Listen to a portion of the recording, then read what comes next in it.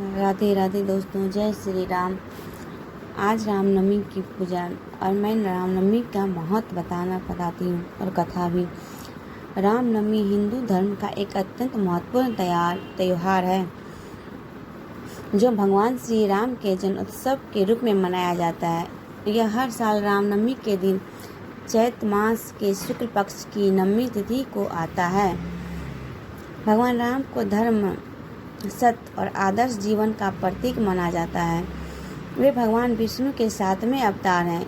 इस दिन उनका जन्म हुआ था, इसीलिए इसे बहुत शुभ और पवित्र माना जाता है। यह त्यौहार हमें सिखाता है कि सत्य और धर्म के मार्ग पर चलना, माता पिता और गुरु का सम्मान करना, आदर्श जीवन जीना। अयोध्या राम जन्म की कथा। अयोध्या के राजा दशरथ को कोई संतान नहीं थी। उन्होंने यज्ञ करवाया, जिसके फलस्वरूप उनकी रानियों को प्रसाद मिला। इसके बाद माता कौशल्या के गर्भ से भगवान राम का जन्म हुआ।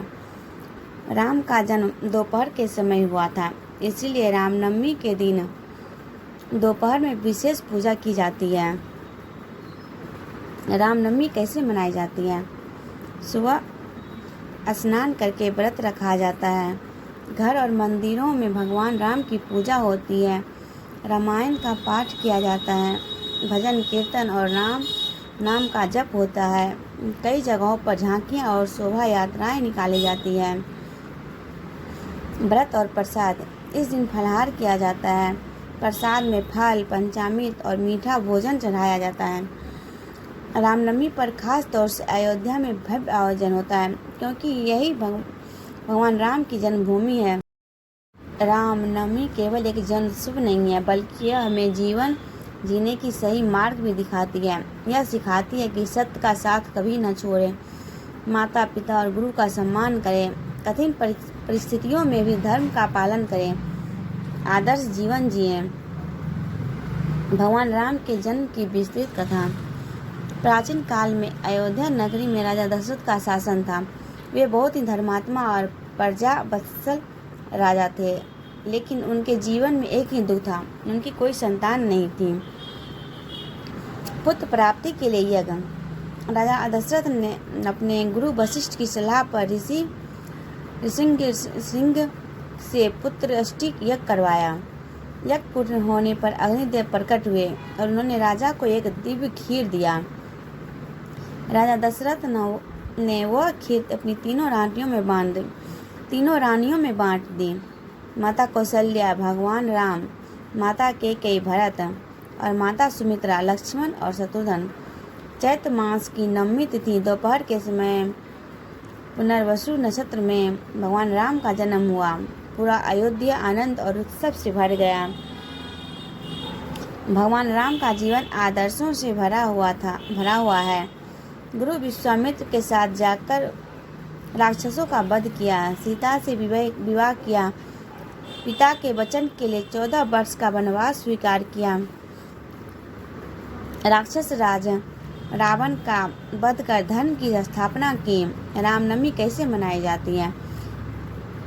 इस दिन पूरी श्रद्धा से भगवान राम की पूजा करते हैं। सूर्योदय से पहले उठकर स्नान किया जाता है। घर की सफाई और मंदिर की सजावट की जाती है। पूजा में भगवान राम, माता सीता, लक्ष्मण और हनुमान जी की मूर्ति स्थापित की जाती है। गंगा जल से शुद्धिकरण किया जाता है। फूल, दीप, धूप, चंदन अर्पित किए जाते हैं। भगवान राम का जन्म दोपहर में हुआ था, इसलिए इस समय विशेष पूजा होती है।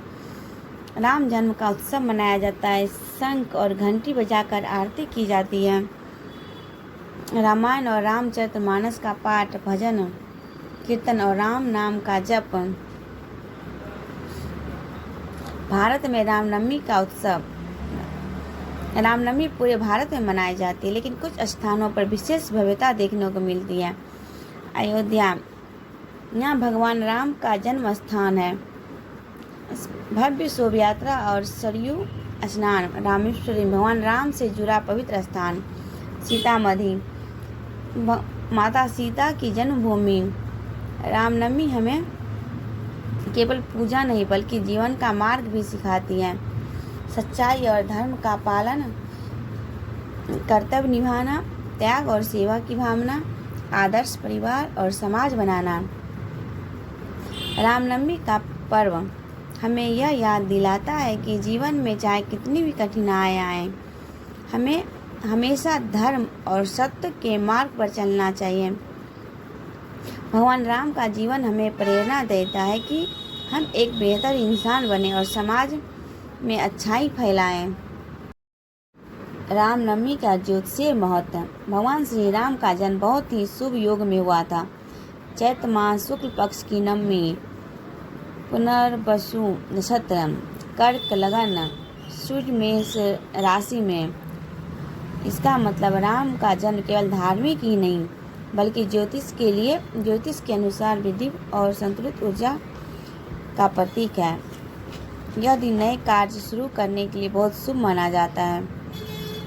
रामनवमी नवरात्रियों का संबंध। रामनवमी चैत्र नवरात्रि का आखिरी दिन होता है। नवरात्रि में हम माँ शक्ति की पूजा करते हैं, माँ दुर्गा की पूजा करते हैं और रामनवमी पर विष्णु के अवतार राम का जन्म होता है। शक्ति और धर्म का मिलन, पहले शक्ति की आराधना फिर धर्म की स्थापना।